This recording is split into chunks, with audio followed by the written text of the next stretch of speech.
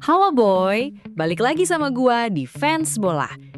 Kalian pada ngerasa hal yang sama kayak gua nggak sih pas nonton Piala Dunia 2026 kemarin? Di satu sisi, pertandingannya seru banget pas Australia berhasil numbangin Turki. Tapi di sisi lain, dada gua rasanya sesek boy. Ada perasaan gigit jari yang mendalam pas ngelihat papan skor akhir pertandingan. Gimana nggak gigit jari? Pondasi utama tim Australia yang kemarin main kesetanan dan dipuji-puji pengamat dunia itu sebenarnya adalah alumni-alumni yang pernah dapat kuliah subuh alias diacak-acak sama punggawa timnas Indonesia.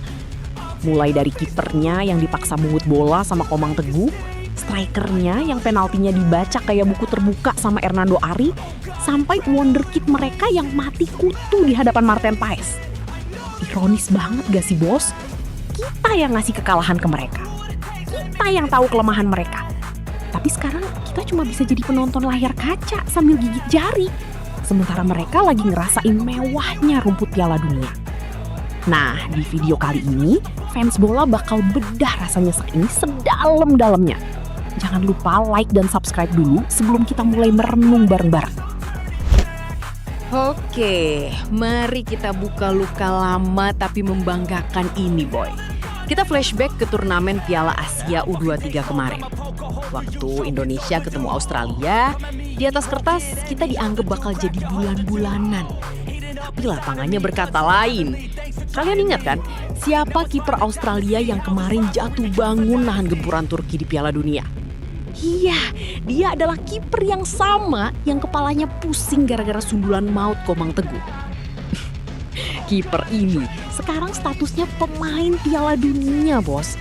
Tapi di catatan sejarahnya, dia pernah ditaklukkan sama bek lokal kita. Lucunya lagi, si Komang sekarang dipanggil John Herman juga kagak. Tapi kiper yang digolin malah lagi adu mekanik sama striker-striker top Eropa di Piala Dunia. Kan bikin kita makin gigit jari ngeliat nasib. Belum cukup bikin nyesek, kita lihat lini depan Australia. Striker andalan mereka, Mohamed Toure, yang kemarin mainnya lincah banget ngacak-ngacak pertahanan Turki. Kalian tahu nggak, Toure ini punya trauma mendalam sama kiper kita, Hernando Ari. Pas dapet penalti lawan Indonesia, dengan PD-nya dia maju. Hasilnya, ditepis mentah-mentah sama Nando. Di Asia mereka kita jinakan, tapi di level dunia mereka malah terbang tinggi. Sementara kita masih sibuk berantem di kolom komentar. Aduh. Sekarang kita omongin bintang utama kemenangan Australia kemarin, Nestory Irankunda. Pemain muda yang baru aja gabung Watford ini dibilang netizen luar negeri sebagai the next big thing di sepak bola. Pergerakannya lawan Turki emang gila, gak ada obat. Tapi, wahai netizen dunia, kalian harus tahu fakta ini. Irankunda yang kemarin dipuji setinggi langit itu pernah dibikin frustrasi sampai hampir nangis pas main di Stadion Gelora Bung Karno. Waktu Australia nyari poin penuh di Jakarta, Irankunda ini bener-bener gak berkutik. Jalur larinya ditutup, tendangannya selalu nemu tembok kokoh bernama Marten Paes. Fakta ini bener-bener bikin fans Garuda gigit jari setengah mati boy. Logikanya gini, kualitas individu pemain kita itu terbukti bisa dan mampu buat ngerendam pemain-pemain level Piala Dunia. Kita nggak kalah kelas kalau 1 lawan 1 di lapangan. Tapi begitu turnamen gedenya mulai, lah kenapa bukan bendera merah putih yang berkibar di sana? Ini yang namanya menang di pertempuran kecil tapi kalah di perang perebutan tiket Piala Dunia. Nyeseknya makin kuadrat kalau kita lihat performa tim-tim Asia di Piala Dunia 2026 sejauh ini. Sampai matchday kemarin, 3 tim perwakilan Asia yang main, termasuk Australia, itu belum ada yang kalah boy. Asia lagi wangi banget di panggung dunia. Peta kekuatan sepak bola udah bergeser. Tim-tim Eropa udah gak bisa lagi mandang sebelah mata. Dan disinilah kita, fans timnas Indonesia, cuma bisa jadi penonton di balik jendela. Ngeliat tetangga kita satu circle di Asia lagi pesta pora di event terbesar jagat raya. Padahal kalau diingat-ingat, jalurnya sempet ada, modal pemainnya kita punya. Bahkan mental buat ngalahin mereka pun kita sudah buktikan di lapangan. Masa iya kita harus puas cuma dengan predikat tim yang pernah ngalahin kontestan Piala Dunia?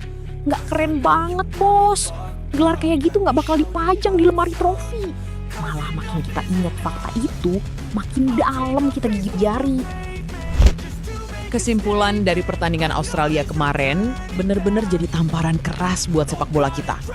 Kemenangan Australia atas Turki membuktikan kalau level sepak bola Asia itu udah maju banget. Dan Indonesia sebenarnya punya modal pemain yang setara buat bersaing di sana.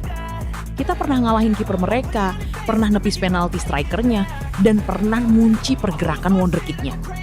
PR besarnya sekarang bukan lagi soal bisa nggak ya pemain kita ngadepin pemain kelas dunia, tapi gimana caranya sistem, liga, dan konsistensi timnas kita bisa bikin kita lolos langsung, bukan cuma jadi penguji mental tim orang lain. Capek juga kan, tiap ada tim Asia menang di Piala Dunia, kita mulu yang dibilang. Padahal dulu kalah sama Indonesia. Iya kalah, tapi mereka sekarang di Piala Dunia. Kita di mana? Ngeliat Turki yang kalah taktik kemarin, kayaknya mereka emang butuh coach Shin Tae-yong deh, biar minimal bisa nahan imbang Australia 0-0. Ya nggak? Biar nggak over banget itu Turki. Gimana menurut kalian, para penonton setia fans bola? Kalian ikut ngerasa nyesek dan gigit jari nggak ngelihat alumni-alumni korban timnas kita sekarang malah manggung di Piala Dunia? Tulis keluh kesah dan analisis kalian di kolom komentar. Jangan lupa buat like, share video ini ke teman-teman tongkrongan kalian, dan pastinya subscribe channel Fans Bola, biar kita bisa terus ngawal perkembangan sepak bola dunia. Gua pamit dulu, salam olahraga.